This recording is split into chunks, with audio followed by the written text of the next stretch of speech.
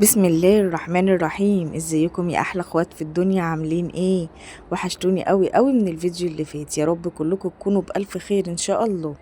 النهارده بقى جايه لكم فيديو جديد، يا رب يعجبكم ان شاء الله.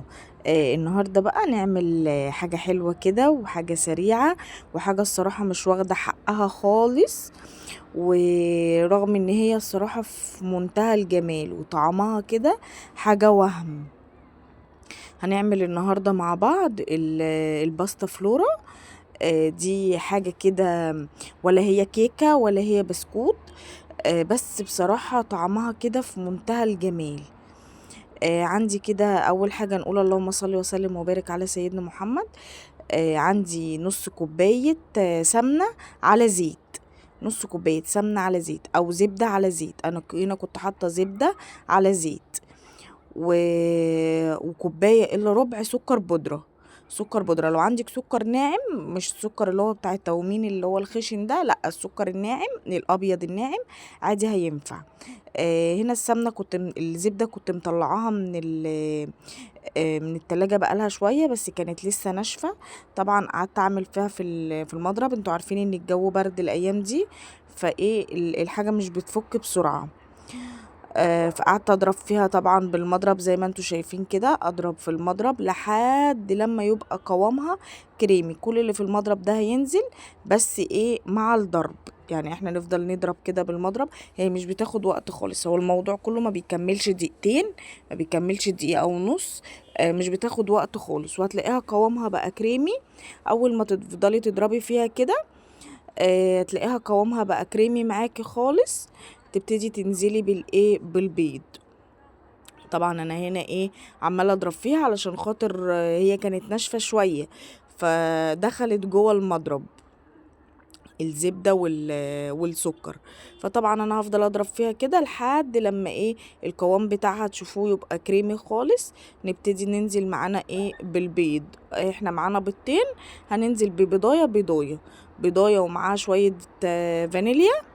وبعد كده ننزل بالبضاية التانية ومعاها برضو شوية فانيليا وايه ون... ونضرب يعني بضاية اهي هنحط معاها حبة فانيليا. طبعا عمار كان واقف هو اللي بيناولني بيصورني كده. نضرب البضاية دي لحد لما تختفي. اول ما منلاقيش ليها اثر هننزل بالبضاية التانية. بصوا هي اختفت، وبصوا القوام بتاعها عمال يبقى عامل ازاي، عامل زي الكريمة. ننزل بقى بالبضاية التانية اهي، وبرده معاها شوية فانيليا، حوالي نص كوباية، نص معلقة فانيليا على البيضتين كده، حوالي نص معلقة فانيليا. مش عندك فانيليا سايلة حطي فانيليا بودرة عادي خالص. انا بس عندي الفانيليا دي فطبعا استعملتها. نضرب برضو كده لحد اما البضاية تختفي برضو خالص.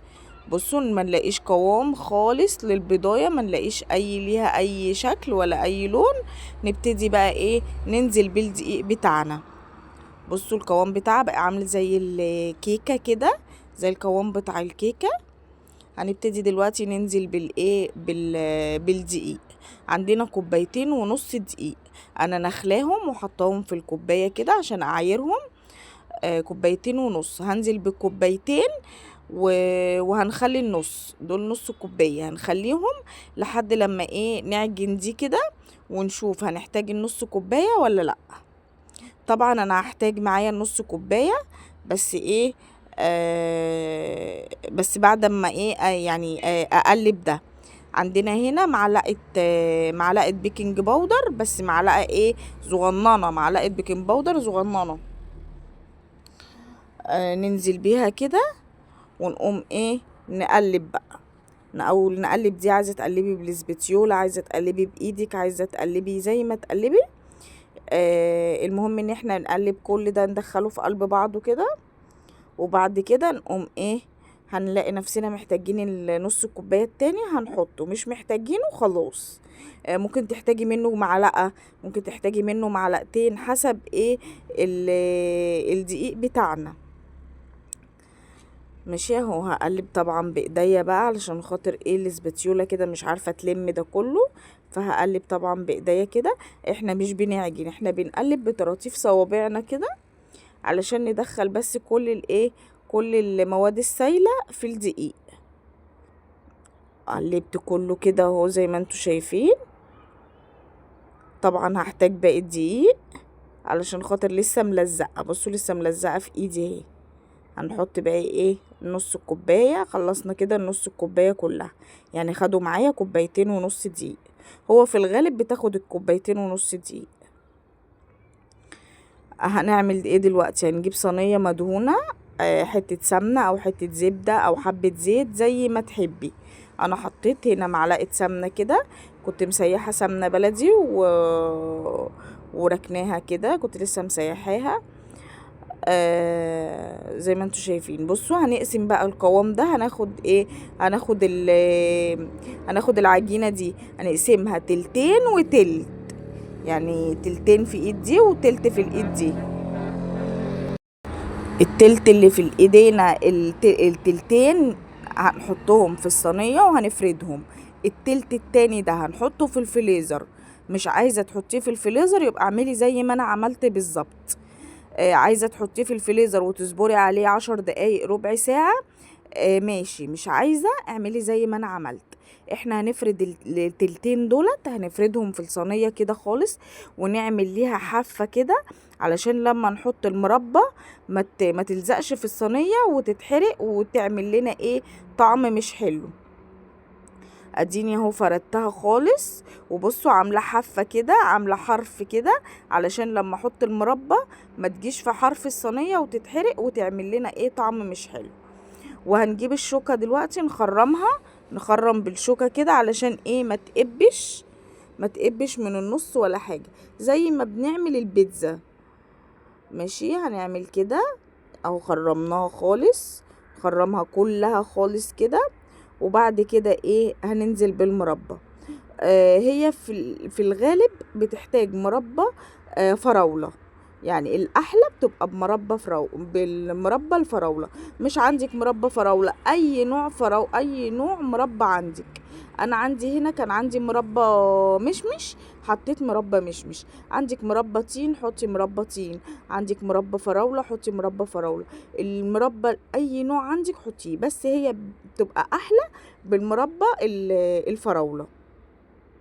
فانا هنا حطيت المربى المشمش وفردتها. انا كانت طبعا المفروض ان المربى دي تبقى اللي هي المربى اللي هي المفرومة، اللي هي بتبقى كريمي. لا انا كانت عندي المربى دي قطع، فمش مشكلة عادي، يعني احنا مشينا الدنيا عادي. الحتة اللي انا لقيتها كبيرة شلتها، واللي هي عادي هتمشي مشيتها عادي. المهم دهنت كده الصينيه بتاعتي كلها بالمربى، حطيت المربى فيها. بصوا الحتت الكبيره انا قطعتها بالمعلقه كده عادي، مفيش اي مشكله خالص. المهم ان انتي ايه تحطي الكميه اللي انتي تحبيها. ملهاش يعني ملهاش قانون. الكميه اللي انتي تحبيها حطيها. في ناس ما بتحبش طعم المربى يبقى طاغي قوي، عادي حطي شويه صغننه. في ناس بتحب طعم المربى يبقى كتير، حطي زي ما انتي حابه. انا حطيت الكميه دي، حطيت حوالي 3-4 معالق كده.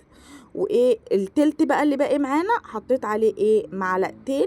تحطي معلقتين 3 كده دقيق. انا حطيت معلقتين كده كبار، معلقتين مليانين كبار هرميين كده دقيق على التلت اللي باقي معانا.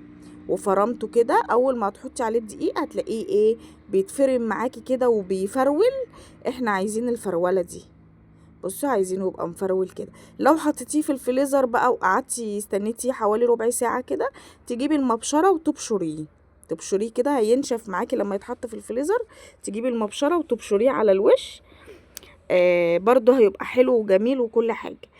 بس انا بستسهل بصراحة، لسه هحط في الفريزر واصبر ربع ساعة ولا حاجة.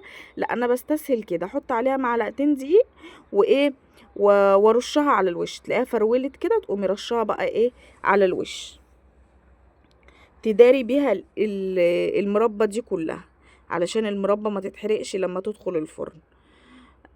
وبعدين بتدي كمان شكل كده حلو، ولما تدخل الفرن كده دي بتقرمش. اللي على الوش دي بتبقى مقرمشه كده جميله، عامله زي البسكوت. واللي تحت بتبقى طرية سيكة كده. فبصراحة بتبقى عاملة ايه، يعني بتبقى عاملة حاجة جميلة كده مع بعضها. المهم اهو خلاص، حطيت بقى رشيت كل اللي انا عملته دوت على الوش. وبعد كده هندخلها الفرن على درجة حرارة 180، الرف الوسطاني على درجة حرارة 180، وهنسيبها حوالي ساعة الا ربع، ساعة الا ربع على الشبكة، الرف الوسطاني على درجة حرارة 180. وبعد كده نطلعها، طلعيها طبعا بالشكل ده. بصوا لونها وبصوا شكلها، ما شاء الله حاجة كده تحفة، تحفة بصراحة. هي ولا منها كيكة ولا منها بسكوت، بس بصراحة مظلومة، ومش مش كل الناس بتعملها، ومش مش كل الناس عارفاها.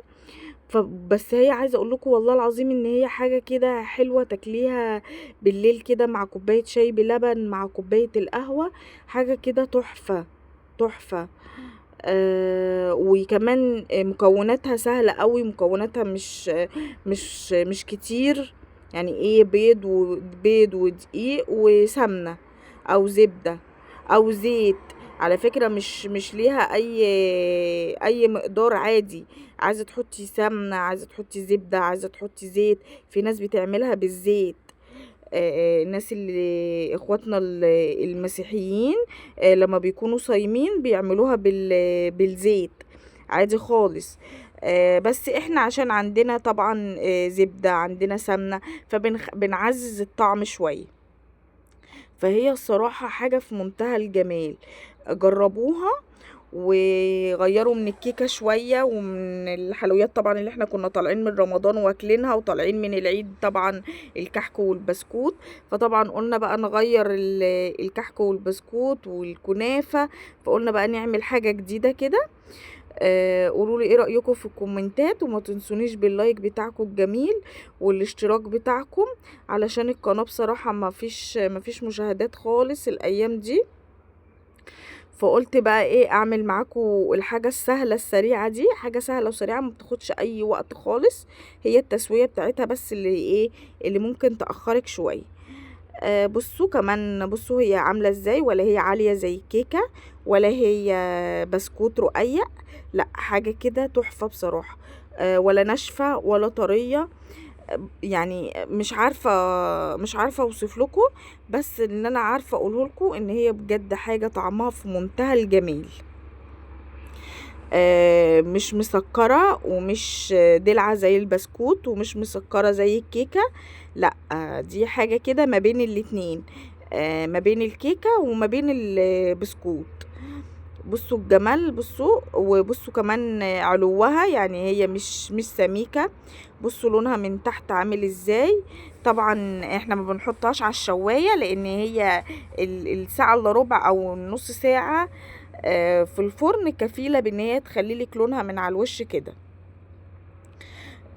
لو لقيتيها ان الفرن بتاعك ممكن يبقى حامي شوية، لقيتيها احمرت من الجناب ولسه الوش، حطيها على الشبكة ثواني كده، حطيها على الشواية قصدي ثواني كده، وهتلاقيها معاكي في منتهى الجمال. بصي، بس انا محتاجتش بصراحة ان انا احطها على الشواية. بصوا لونها من تحت جميل ازاي، وبصوا سمكها عامل ازاي. جربوها وقولولي في الكومنتات ايه رأيكم، والسلام عليكم ورحمة الله وبركاته.